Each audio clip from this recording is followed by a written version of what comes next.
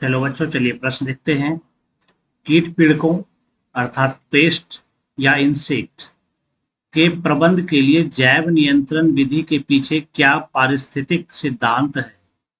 तो यहाँ पर प्रश्न पूछा गया है कि हम लोग जो कीट पीड़कों का प्रबंध करते हैं यानी उसे समाप्त करते हैं, उसकी आबादी का नियंत्रण करते हैं, तो प्रायः हम जैव नियंत्रण विधि का प्रयोग करते थे। इसके पीछे कौन सा पारिस्थितिक सिद्धांत है, इसके बारे में बताना है।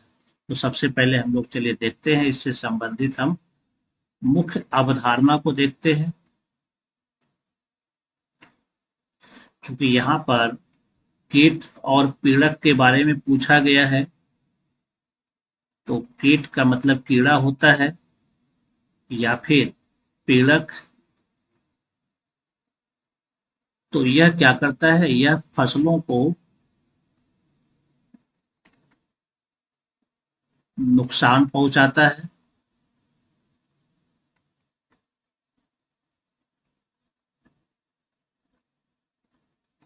यह क्या करता है, फसलों को यह नुकसान पहुंचाता है, इसलिए इसका नियंत्रण जरूरी होता है। तो इसके नियंत्रण के लिए दो विधियां कह सकते हैं कि है।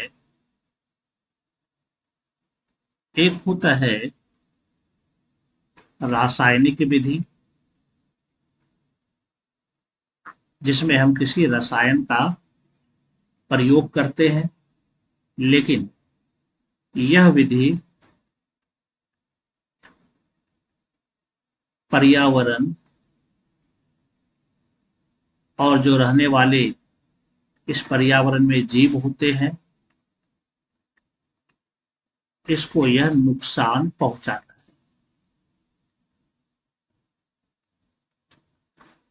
तो इसका प्रयोग सामान्यतः नहीं करना चाहिए। और दूसरी विधि होती है जैव नियंत्रण विधि। जैव नियंत्रण विधि, इस विधि में क्या होगा, किसी जीव के द्वारा, यानी हम कीट अथवा पीड़क को नष्ट करने के लिए किसी जीव का उपयोग करेंगे। किसी जीव का या फिर कोई सूक्ष्म जीव भी हो सकता है, जीव का उपयोग कीट अथवा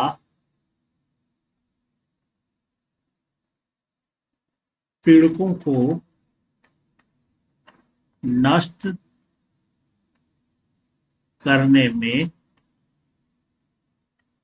किया जाता है। और इसके पीछे जो पारिस्थितिक सिद्धांत होता है, इस जैव नियंत्रण विधि का जो पारिस्थितिकी सिद्धांत होता है, अगर ये इस पर अगर हम बात करें, पारिस्थितिक सिद्धांत, तो यहाँ पर क्या होता है, पारिस्थितिक सिद्धांत में यहाँ पर जो जीव होते हैं, वह क्या करता है, जो जिस जीव का उपयोग हम कर रहे हैं, तो पर भक्षी और भक्ष्य का सिद्धांत यहाँ पर लागू होता है। यानी कि परभक्षी क्या करता है, भक्ष को खा करके उसकी आबादी का नियंत्रण करता है। यानी यहाँ पर क्या करता है कि जो परभक्षी होते, जैसे कि मान लेते हैं कि तालाब में गैम्बूसिया मछली को छोड़ा जाता है, वह इसलिए कि यह क्या करेगा, गैम्बूसिया मछली यानी परभक्षी वहां मौजूद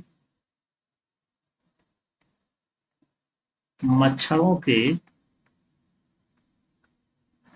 मच्छरों के लार्वा को, या प्रमुख रूप से क्या करता है, मच्छरों के लार्वा को नष्ट करता है और उसकी आबादी का नियंत्रण करता है।